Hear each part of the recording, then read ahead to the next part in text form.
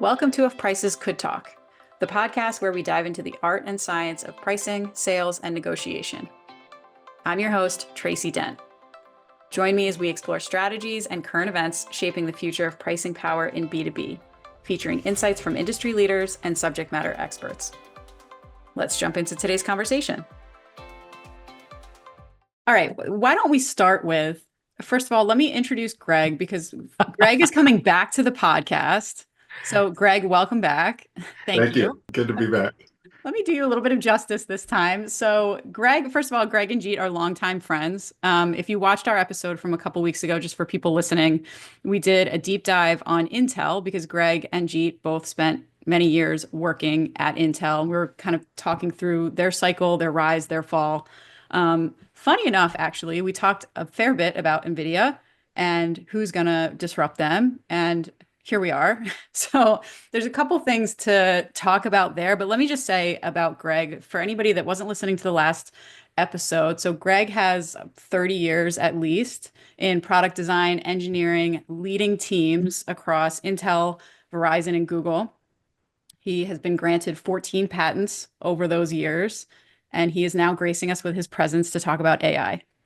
So we're like, so thank you for being here. We're like, let's do another deep dive episode and let's just kind of talk about AI. This DeepSeek thing happened very recently. We had the dip in stock for NVIDIA. It shook up a lot of things. There's still many questions, but as we talk about AI and innovation and all the different things underneath that for pricing and sales, automation, optimization, all that good stuff, let's have DeepSeek be our entry point. That's quite the entry point.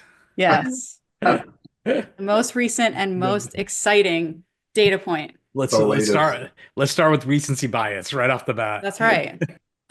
Greg, you want to start us off?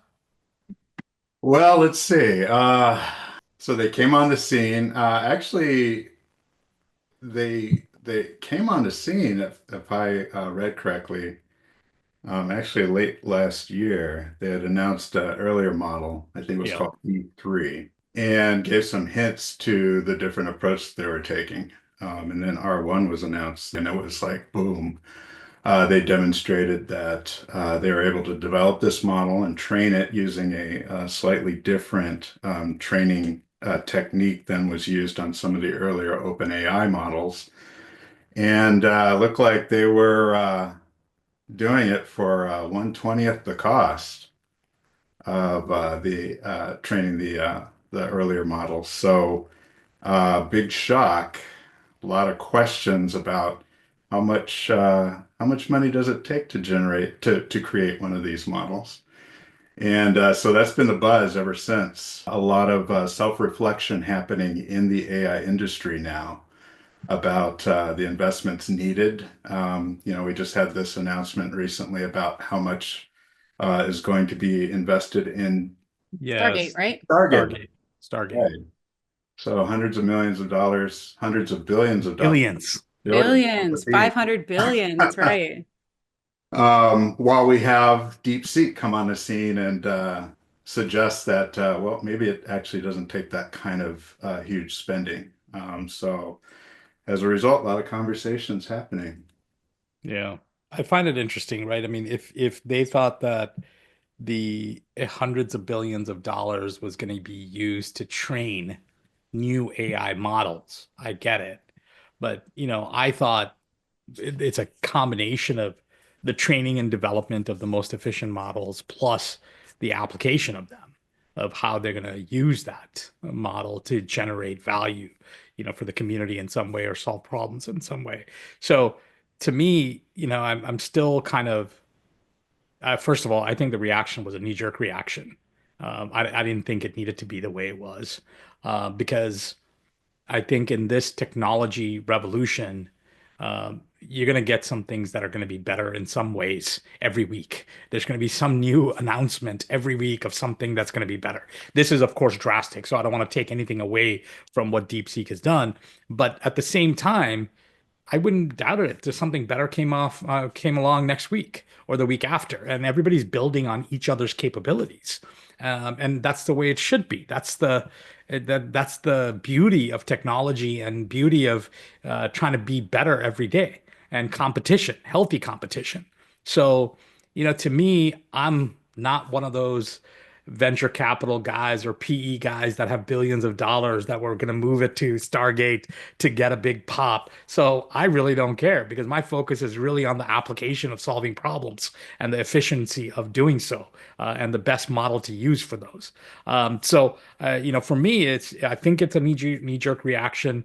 Nvidia shouldn't have lost the shares, or the market cap that it did, losing over $1 billion in market cap on something like this, where its technology is going to evolve. I just think that's completely ridiculous. But having said that, I don't want to dismiss the advancement that DeepSeek made in training its model and the shortcut in a positive or a good way it's found to be able to train the model. I think that's wonderful. I think it'll allow some other countries or smaller companies to train their models, within their environment, within their data sets. I think it makes it more plausible for smaller, mid-sized companies to build their own AI models and tools, learning from DeepSeek. So I think there's a lot of positivity that could come from it. Yeah, I think I agree that the reaction was knee-jerk. One of the good things I think is coming out of this is an announcement like DeepSeek's kind of serves to keep the industry honest, right? Mm, mm, And that's a good thing. So it forces the industry as a whole to um, really find the most efficient path to these solutions. You can't just throw money at it because you can have an upstart like DeepSeek that come along and show that that's just money being burned. yeah. And so the investors will force the other developers to adjust accordingly. And so as a whole, it keeps the industry honest, or it can help. There's a great quote that was in one of the articles, and I apologize. Maybe afterwards, Tracy, we can find the author of the quote so we can properly credit the individual. But they said, "Great innovation." I'm paraphrasing, but great innovation comes from constraints, living with constraints. Hmm. And I thought of that, and I was like, "Oh, that's very appropriate use of the statement because it's true. If China was truly using a level lower of NVIDIA chips." To create this, they had constraints then, and they found more efficient ways to get around those constraints and still have a quality output or a quality product. And I thought that was kind of an interesting statement. And it was a little bit of a, maybe a little bit of a throw to the investors that are willing to just write open checkbooks, to OpenAI and others, a little slap in their face a bit that says, no, you don't need all the money in the world to be able to do that. One thing that came to mind just now, I remember in our last conversation, we were talking about how Intel had developed their advanced manufacturing Yeah. capability, working with their equipment suppliers, and they had their arms around it, and they weren't acting as a foundry for any other silicon companies. And as a result, you could argue that there was an opportunity for other manufacturers like TSMC. Yeah. Yeah. And I wonder, we're seeing it seems like we might be seeing a similar pattern where Mhm. constraints are being put around the technology around AI. And so others who see a huge opportunity there are finding a way. Yeah. Yeah. It's a good parallelism there. Let's say China, let's say we're 5 years from now, and it really is DeepSeek, and Chinese government is backing the company like they do in a lot of the companies that are in China. And so let's say they have the best technology. So what does that mean for the country of China versus a close number two, let's say a close number two in OpenAI and US? The more I thought about it, because I keep reading US is trying to restrict NVIDIA chips to go to China. We're trying to restrict and win the AI war. So we were already using war terminology in a lot of this writing that this is a war. We have to win AI. And as a as a techie, I'm like, what does that mean to win AI? Like, Mm. how are you going to Hmm. win AI? Because I don't see it as you have it or you don't. Well, what's I, the finish line? Where yeah, now it's complete. right. Yeah. I see it as first of all, we're all going to be evolving. Some things are going to be better in some places and some companies, and other things are not going to be as good in some places and some companies. But the application of it is going to be where the rubber meets the road to solve problems.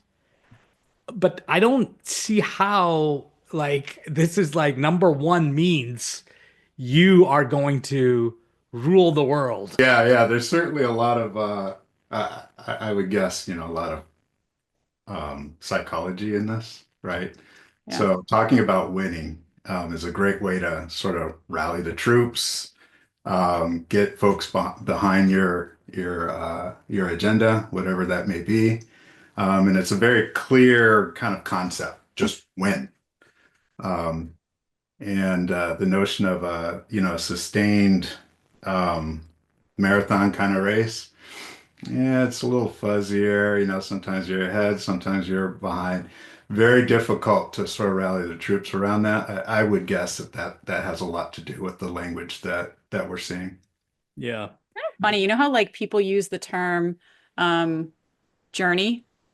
Hmm. And it's just not that compelling. Like you're on a journey and you're always going to be on the journey and you're going to have stops on the journey and then you'll continue on the journey. People talk about pricing that way. And it just sounds like work. And there's no satisfying, like, you know what I mean? Yes, There's going to be pits and, ups and downs. And you're just like, it just doesn't sound like something that you're going to like conquer and then you win. And even if that's more accurate, I could understand the way that you're framing it, Greg. I can understand why it would be framed as a race because it puts people in a very specific start and end and winner and loser, that's like right. binary frame. Yeah. That's And right. I personally think, you start with it, you gamify it by saying win, lose, and then you add elements of war. So it's us against other people. So there's a hint of control that's there, right? And so this becomes like Greg said, I agree, a psychological game, and to push us forward as quickly as possible, as fast as possible. But I do think the true game is the application to solve problems. Like, how do we use it within the US or within the world or within wherever, fill in the blank, to truly solve problems that are there? I mean, the best case scenario is battling cancer. Can you use it now to find cancer faster than ever before? To recommend solutions for cancer patients faster and better than ever before. Can you save lives with it, right? A lot of that application piece of it, to me, is where the value is where you're gonna be able to extract value. Winning the AI war, I don't even know what that is. Winning the AI race, I don't know what that is. But I know what it is to win the cancer war, to Mhm. say that, hey, I can help solve cancer better and faster than anybody else in this world because I'm using something new now. Um, I can see that being not just monetarily better, but also health and human livelihood, things like that. The notion of winning, um, it's not something like we talked about before. It's not like a specific point in time you cross a line, you're done. Hmm. The competition goes on. The technology continues to evolve, and it leads to other technology, which will open up new areas for competition, for trying to win, so to speak. Hmm. But I think a lot of it is driven by kind of a fear of how the technology can be applied in sort of less productive ways than curing cancer. Yeah. But Yeah. put it that way. Yeah. That's the nicer way to put it. I was just going to say, I think that's also why some moments in this journey that we're on seem to stand out more than others because you get an application that resonates with people. And I Yeah. feel like the initial launch of GPT was like that. And then there were kind of these playful things, like remember the glasses, the Yeah. Riz GPT thing. And Yeah. then there was this big splash around the breast cancer detection AI. Yeah. And people were like, this is what AI is meant for. And then you have like a lot of noise and random things along the way. So you just made me think of that, Greg. Like, what are the things that really make a splash is I think the things that like either inspire people in a really big way or like freak people out of what it could potentially open up. And then how do we like the writer strike where it was like, please do not use AI to create scripts for TV shows because that's how I make a living for people that were in SAG who fought for that. So I think that's just another interesting way to kind of see as this race unfolds, what are the things that really come to the surface, good and bad, you know? Yeah, the race thing just keeps the race to the moon is what keeps popping into my head. You know, you've got the vision, you put the stake in the ground that you're gonna land on the moon, you're gonna step on the moon. You know, Russia beats you on the first phase or whatever it is, and then you're able to get there. And I was using that analogy. I kept thinking to myself, so what does that mean? Did that really propel NASA to be globally kind of number one in a lot of these space sort of space program, or did it have any impact at all? Like, let's say we weren't able to land at that point, or we were a year off, or 10 years off, 5 years off, whatever it is. Does that mean that we would be 20 years behind Russia at this point, if that happened? Like, I don't know.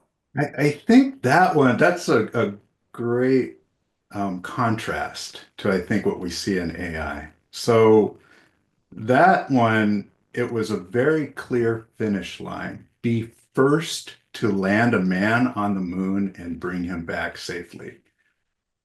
And that drove everything. It was the objective to be first to do that. The problem with a very clear goal like that is once we did it, we didn't know what else to do. It's like, oh, okay, well, we met that goal. Well, I guess we're kind of done. And you saw what happened to NASA after we landed. There were a few more missions, but interest went elsewhere. And development on space-based technology just withered and, essentially went away until the space shuttle came along. And that wasn't about getting to another body like the moon. It was just, let's go to orbit and do some science, put some satellites out in orbit, but it wasn't of the scale of the moon mission.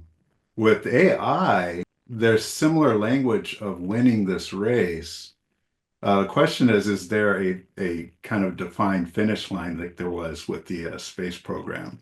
There were a lot of things that Mm. came out of the space program that are part of our everyday lives, from little things like, you know, Velcro, let's say, and things like Oh, that. right, right, right, right. To bigger things like, navigation systems, computer algorithms, and, all sorts of So all the hurdles they had to cross to create sort of lack of better phrasing, micro innovations to make that goal happen.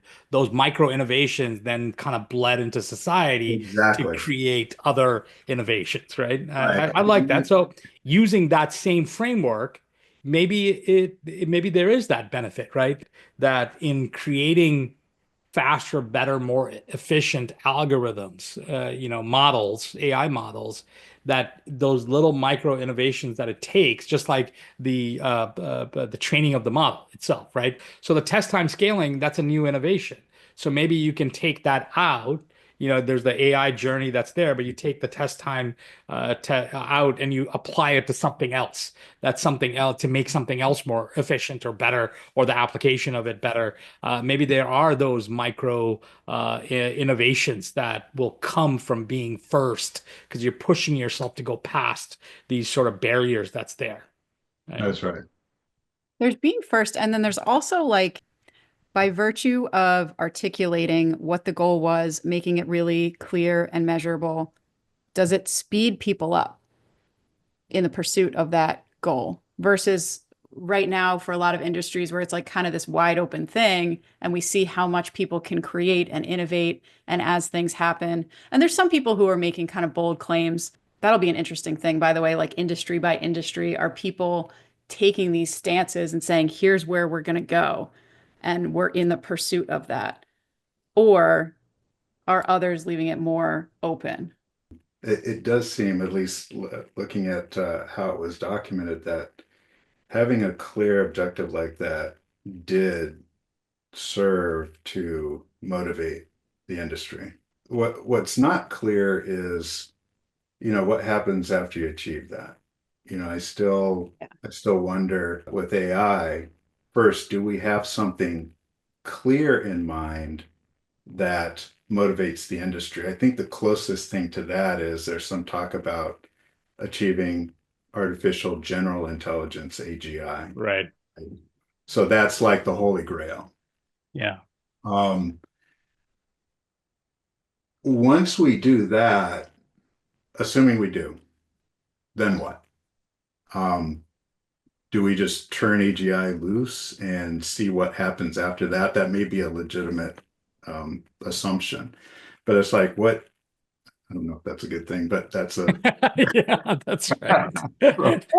Or like, who is the one dictating where we are going? Like, what was the most Zuckerberg was like, we think we can make mid-level engineers obsolete or whatever. Like, you kind of made like that one Yeah. statement that made a flurry of excitement for a little bit. Yeah. But are there going to be things like that that just happen from different CEOs that kind of just keep upping the ante in different ways, but they're not comparable I think unless I they think that's are, and then everybody follows? I think that's going to happen. That's going to happen, meaning that those to me is application of the technology, right? Yeah. The application of the technology is, and I think we're going to talk about it a little bit later here. The application of technology exists, and there's going to be a lot of trial, error, failure, success. There's going to be thousands of new companies that come up with the application in mind to solve specific problems, right? I think that's going to be there. The technology itself is also going to churn. Somebody's going to beat DeepSeek. Somebody's going to quantum compute is going to come out. What's the effect of quantum compute? How is that going to change AI? I think that's a legitimate question to ask, right? So a neural network, I mean, all of these things that are out there that people are close to solving for, as we race with AI, it's going to start converging, and there's going to be new sort of compute power. There's going to be new algorithms and modeling for AI that affect it. All of these things are going to make the foundation of the technology churn and change and behave differently, thus also affecting the application layer in how we're solving some of the problems we're deciding to solve for, right? So I think, going back to how we started, the dollars that are going in here, we're so early to this. Like, if there's a technology curve that I can map out, we're probably in the first like little like millimeter of the entire, PowerPoint slide of the technology curve that's there. Hmm. It's just the beginning. Yeah. Well, Wall Street's impatient, so Yeah, well, all the investors are impatient for sure. Shall we talk a little bit about the applications? Yeah, where do you want to start? I think the Zuckerberg comment is a good one to start with. Creating something that does the work of a mid-level engineer. Obviously, he kind of set it to drive a little bit of shock and awe, and people can talk about it. So I get that. And it's serving its purpose, and that's good. I think there's a lot of inefficiencies that are there inherent in most people and what they do in a given day. So being able to remove that, drive efficiency, have something else do it, and still get the same output, and have me now gain that time back to do something else with that time. I think it's great if it's from the context of that gives the engineers more time to work and be better, to learn more, to be better at what they do, solve bigger problems, better problems, all of those things. I think it's great. But when you solve a problem, what other problems do you kind of open yourself up to? Where do you push, push some of the issues? And I worry about the mindset of CEOs that think, oh, I'm going to use it and I'm going to be able to remove my entire marketing department, as an example. I'm going to use it. I don't have to publish books anymore. I'm just going to have ChatGPT write a book for me and I'm going to self-publish the book, right? But I think you have to think about the context of what are the repercussions of solving that problem. And I don't know how many people actually talk about that right now.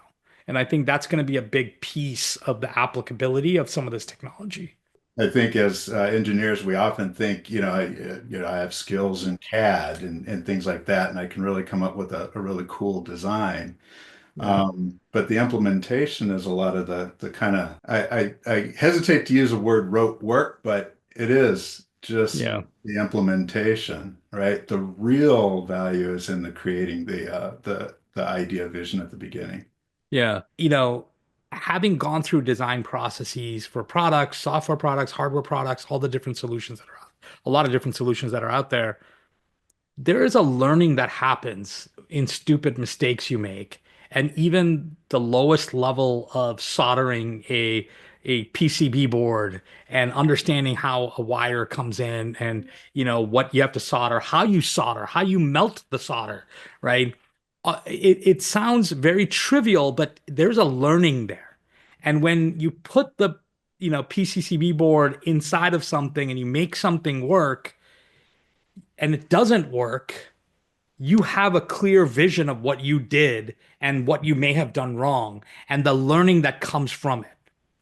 And Yeah. the reason I'm saying it at this much excruciating detail is I wonder if application of AI tools with some of the activities like that takes us away from that fundamental learning that we get by making simple mistakes and correcting it ourselves.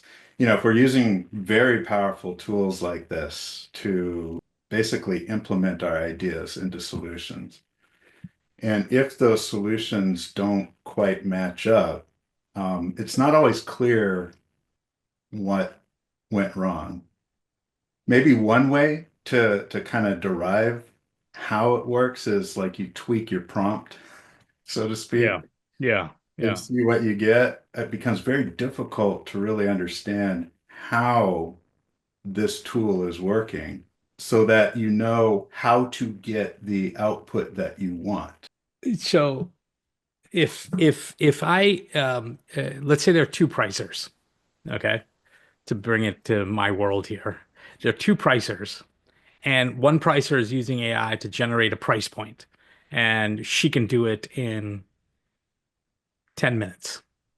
And I've got another pricer that wants to run the analytics. She's going to run a price elasticity model. She's going to look at historical data. She might go out and do a conjoint. She's going to go do all this stuff to gather all the inputs that she needs to come up with the price point, and it's going to take her 2 months to do it, right?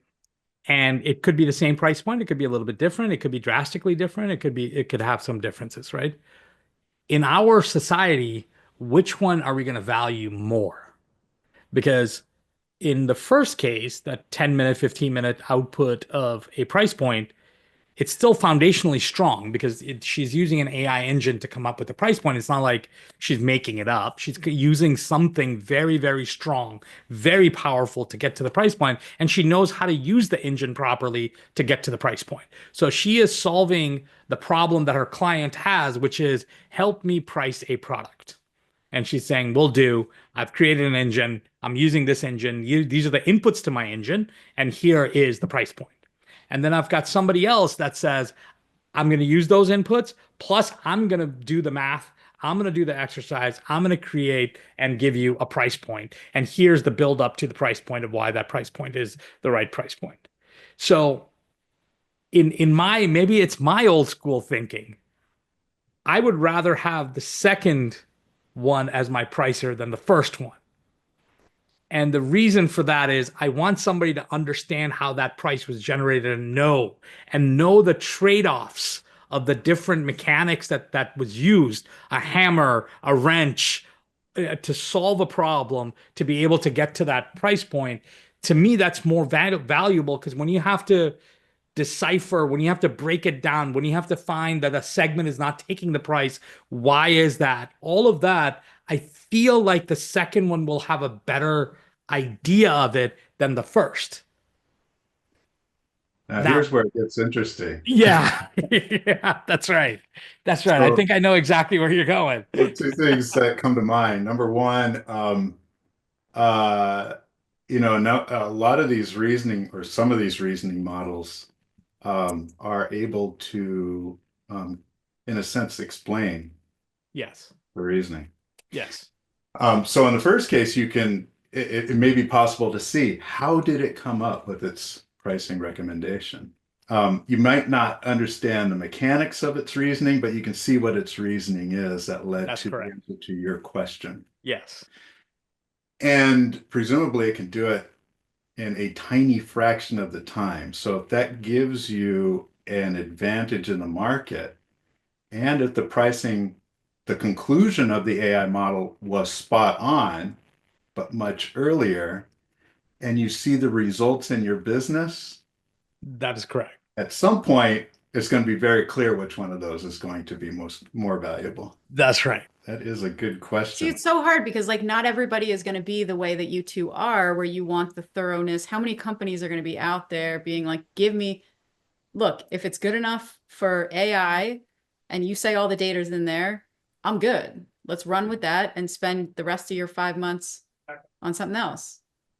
Yeah, I'm guessing that a lot of users of the technology, they will be very tempted to run with it, right? And not dive in deep and question it. It sounds good, looks like it's real. Hey, let's go. And that'll be fine as long as things work out well. If things don't, that's where it could get interesting. Because it'll be hard to sort of unravel like what went wrong. How did Mhm. this, if it leads you in a very disastrous direction, figuring out why that is, what happened, could be pretty challenging with AI.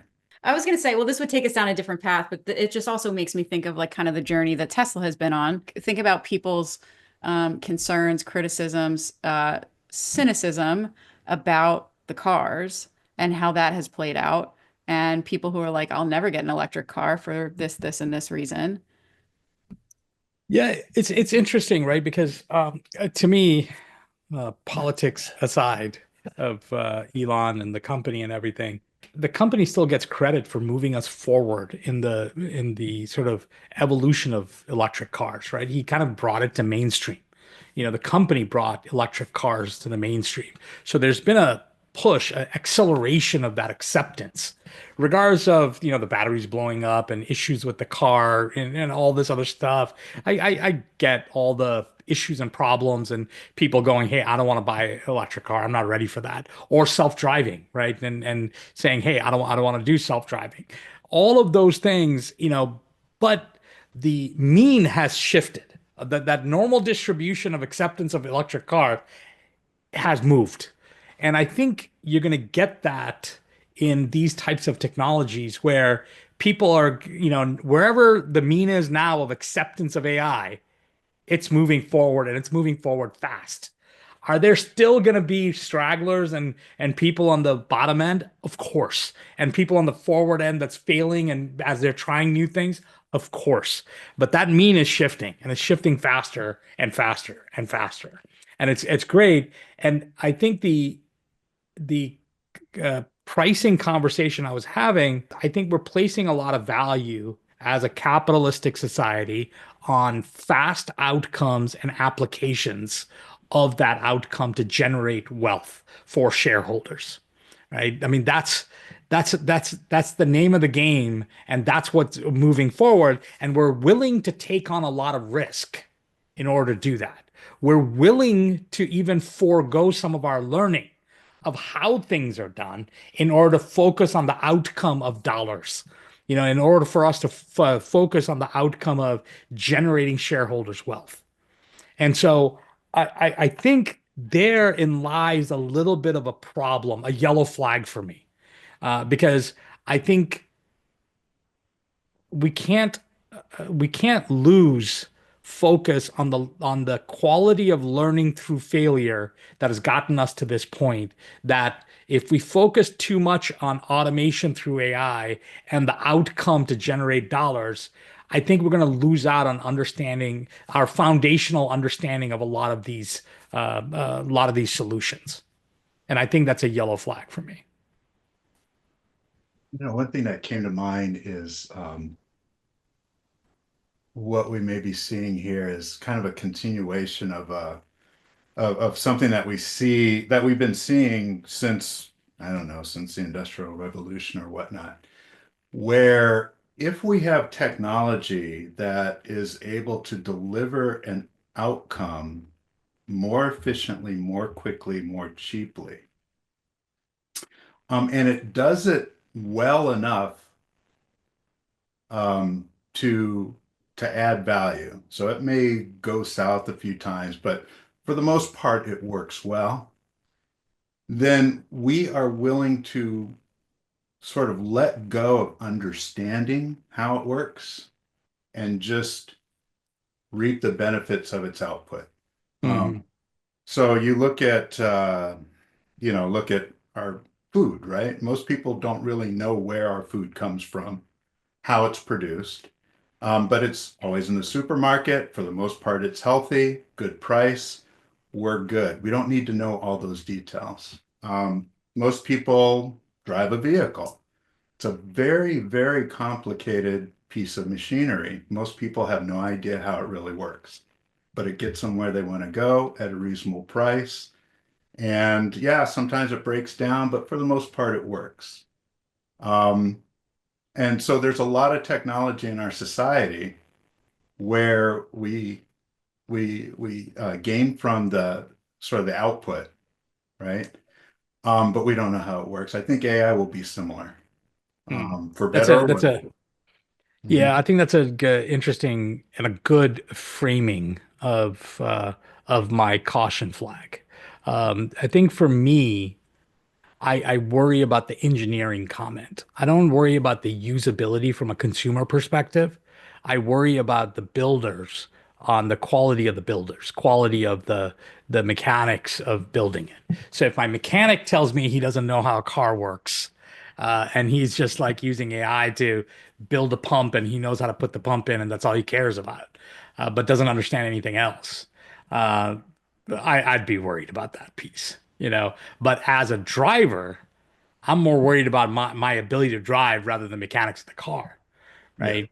So I think that's still, for me, it's still a bit of a yellow flag.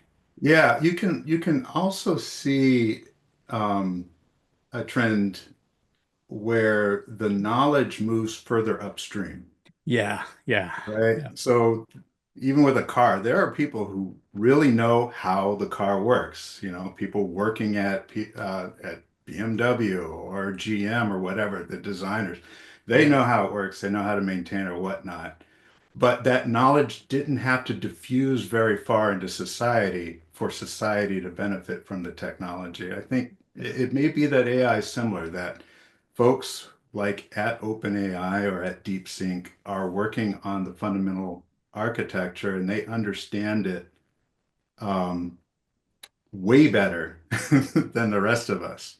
yeah, But we as a society don't see a need to understand more about how it works. We're just satisfied with the outcome. yeah. Um, but yes, there still is a potential downside when it goes south.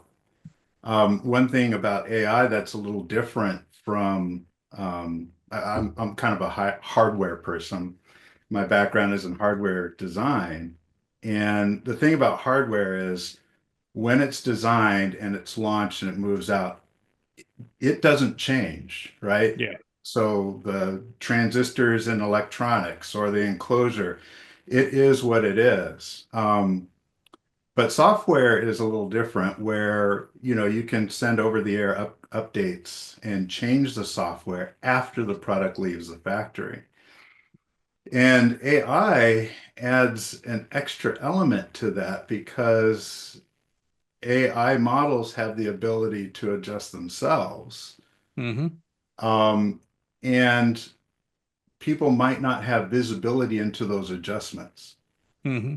And so if an AI model or something using AI suddenly starts behaving in radically unexpected ways, uh, then it becomes difficult to understand why. Even if you understand the architecture behind how AI learns, what it learns and how it's applying that may not always be clear. And I don't think it'll ever be clear, right? So one of the problems that I see all of these models happening is that human element of us already knowing the decision we're going to make and using data as an example, using data to justify the decision that we've made already in our heads. I see this with executives all the time where they want us to do the fanciest math for them, but they've already made the decision to do whatever they want, you know, and they just need some consultant to tell them, yes, sir, you're really smart. You're making the right decision. Look at my fancy math that I did to show how smart you are. Right. And AI is not like that, to your point, right? The AI is self-teaching. It is tweaking, it's changing, it's sort of giving an output or doing something, doing an action. You're tying it to a workflow or something. It's doing an action. What if you don't agree with that outcome? Are you still going to accept that AI model? Because AI is built to do that. It's built to learn for itself. It's built to give an outcome or do an outcome. Um, and if the human doesn't like it, then what? Is it a bad AI model? Was it trained improperly? You know, what happens in that environment? Because I think that's going to be the problem with automation through AI is I don't think it's going to be, obviously it shouldn't duplicate exactly what Greg James would do 100% of the time. You know, that's not how the model is trained. That's not what it's supposed to do. It's supposed to do, given its constraints, given its learning patterns, it's supposed to do what's right and best for that moment in time based on how it has learned and was built. So then what do you do? I just think about myself. There's times where I use GPT and I'm like, nah, I'm just going to get out of this. And think about more systemic usage at companies when people build processes around it. Like it'll just be interesting to see how this plays out, I think, to your point. Yeah, it's really like I mean, again, let's use pricing because I think Yeah. this is like very applicable in pricing. You could do a workflow that says, "Hey, you're going to take my transaction history for the last 30 days. You're going to do a scatter plot. You're going to identify the bottom 10% of my SKUs and the bottom 10% of my profitable customers. So the lowest risk area, and you're going to bump them up by 25 basis points. That's going to be the rule." Right? You're going to put that rule in and it's going to just self do it. You know, it's just going to go ahead into your ERP. It's going to raise its price. It's going to do all that. But foundationally, that seems like, hey, that's not a bad idea. It's low risk. It's not a big deal. Yeah, that's a healthy thing to do. It's the right thing to do. Let's keep doing it. Well, a sales guy might come in and go, "What do you do? What is this? This is terrible. I don't want my customer to get a price increase. I did that discount for this other reason, and he's got all these different reasons why he or she had given that low price." Right. And so now you're stopping the automation for these corner cases for these things because you don't like what it's doing, even though it's doing the right thing. And that's a very simplistic, you know, easy thing to talk about. But imagine that in greater scale and with more gravity, you know, of a workflow. It's I can't.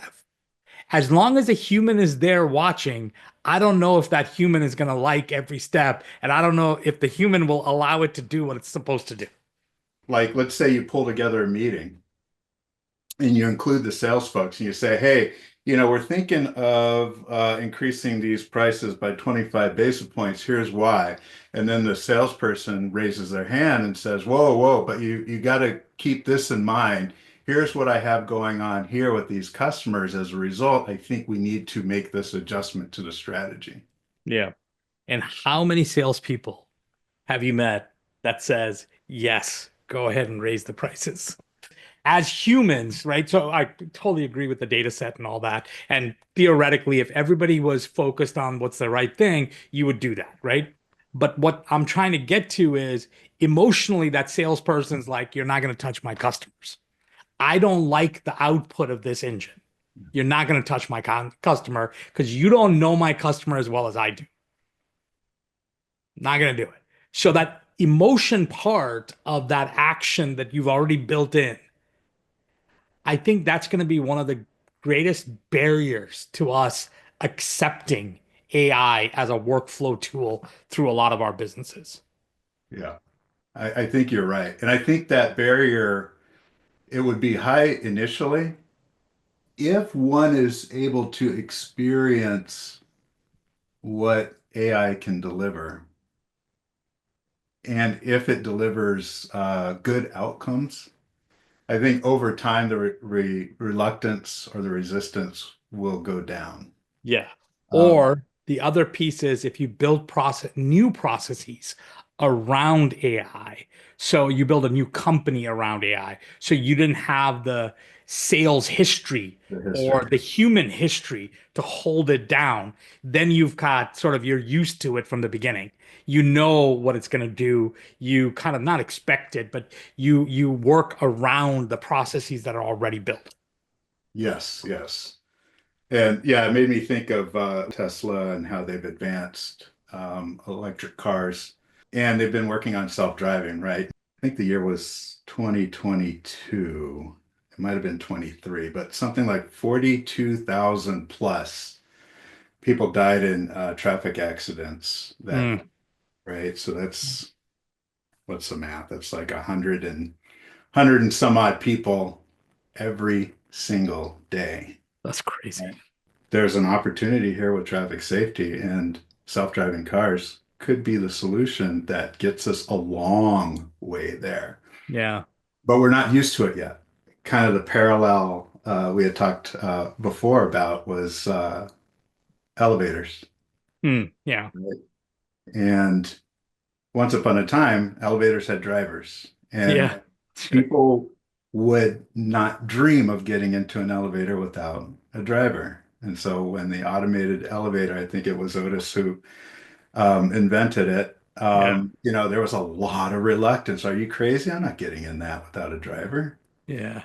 And fast forward to today, where people we've forgotten that elevators used to have drivers. We've completely forgotten. Yeah. And if you mention the idea, it sounds ludicrous. Why would you even do that? And so you can argue that at some point will be that way with vehicles. Uh, Yeah. it will be normal. How do you and if the acceptance curve like that is at a 12-degree angle, let's say, right? For certain applications when it comes to cancer, when it comes to saving lives, when it comes to these things, how do we take that curve and make it 45 degree or 50 degree, the curve of acceptance? And for things that really, I don't know, I mean, we question the ethics of the outcome, right? How do I take the 12 degrees of acceptance and make it maybe one to slow that pace down so we can understand the byproduct of it? How do we control that curve for that outcome? Should we control it or should we just let it go? Yeah, it may be that the acceptance curve, or we'll call it the comfort curve, Yeah, is different depending on the application that you're talking about. yeah. Because when you're talking about, let's say, applying AI to detect cancer earlier, um, it's difficult to imagine someone wanting to slow down that progression. It almost can't go fast enough. We talked about like self-driving, AI applied to self-driving, and we imagine nightmare scenarios. And if there's a little hiccup, Hmm. we hit the brakes. I think with other applications, um, there's a different threshold. Hmm. For example, if an early AI tool identifies cancer in a patient, and they do a biopsy and find out that it's actually benign, the AI made a mistake, but that may be deemed a more acceptable mistake than the example of an AI car, hitting a Yeah. pedestrian. Yeah. So, there may be a willingness to allow AI to proceed faster in that case, um, than in other applications. Depends. It's kind of funny, like for pricing, at least from a lot of what I can tell, many people are talking about it very generically, very broadly. I do think there's a lot of murky, generalized statements about what AI can do without really saying, here's what exactly is next, what that's going to look like, what it'll make possible. Maybe rather than a finish line in the sense of land a man on the moon kind of thing, it's more along the lines of what Gordon Moore coined. Moore's Law. Moore's Moore's law. Law, yes, Gordon Moore, Moore's Law. But maybe the finish line, if you will, is more something along those lines where the models, I don't know, double in capability every year or something like that, and staying on that trend line is what drives the industry, and that may be the case now. I haven't seen anything as clearly stated as Moore's Law as it was applied to microprocessors. It enables it to continue forward as a tool that can be used to do a lot of different things. We don't know how it will be used in the future, but we have something here and now that is driving development relentlessly. And I think maybe we're so early, Greg, that there isn't a Moore's Law type of thing out there because we don't even know what the constraint is. And I think maybe DeepSeek and some of these folks with the training aspect of it is figuring out a component of the limiting factor that we need to get past and beyond. And maybe they're, because NVIDIA really stumbled into this a little bit, right? From CPUs to GPUs and things like that, that just kind of said, oh, wow, this is really good for AI. And maybe some engineers had that thought and idea in the beginning, but they kind of stumbled into it. And so maybe everybody is still trying to figure out, what are those limiting factors as we move towards AGI and we move towards some of these other applications that's going to take a lot more compute and different version types of compute that could be out there to help solve some of the problems that are there. I think, for businesses, you have to bring in your sense of intellectual property into it. Otherwise, if you use the Gen Pop info, I think it gets muddied pretty fast. You can say ask it the same prompt, you're gonna get different answers. It's different interpretations, right? There might be one word changes here and there or whatever, but you're gonna get different things that come out of it. And that's okay for regular everyday Q&A, that's all right. But if you're gonna use the outcome to make business decisions, make sure it's one thing out of many that you're using to make that business decision and not just that one thing. Because if you use a Gen Pop data set to use the algorithm and to use the output of the algorithm as the only input into your decision, I think that's cause for caution, at the very least. Those issues and problems with using it, especially in the beginning, especially when you're testing and trying and the model is learning, right? And you have to have the right applications where it's okay to miss those things. It's okay, and it's okay to train it to learn from it and be better next time, right? And you get better and better over time. But that patience or that comfort level with false positives and comfort level with mistakes in quotes, should be part of the process of the applications that you build with this type of a model, AI model. The automated driving is a great example of that. It really is. Because there's a lot of, like, even the other day we saw the news article that said there was a car at LAX or somewhere where it's just, it's doing circles. Or here in Phoenix, it's just doing circles nonstop, a self-driving car, Mhm. and it's like it doesn't know where to park itself. So it just keeps circling around. And Hmm. people are like, oh, look how bad it is. Look how whatever it is. And it's like, okay, you found a glitch. That's a good thing. Now you can correct that glitch. It's a software glitch. It can learn from itself and you can move forward. It's not the end of the world here. It's not like don't ever use self-driving cars ever again because it loops at an airport or it looped at an airport once, and it's just really, really odd what we do, especially nowadays with media and with so much information that we have access to. It's just when you find something negative, it gets magnified like 2 billion percentage because as humans, we gravitate towards the negative news more so than the positive news. It's not going to tell you how many lives it saved by running self-driving, but it'll tell you that the one loop it had at the airport. It's crazy, but that's the world we live in now. That's the world we live in. I also think this will be part of kind of the muscle that everybody starts to build is how to relate to the corner cases, how Yeah. to be in the uncertainty of having to intervene when something glitches. And that'll also be one of those things that kind of pushes the mean to your point from earlier. So, Yeah. okay. I appreciate it. Greg, thank you again. Yeah, this was a lot of fun. Yeah. Thanks, All guys. right. Talk to you Thanks, guys later. guys. Bye.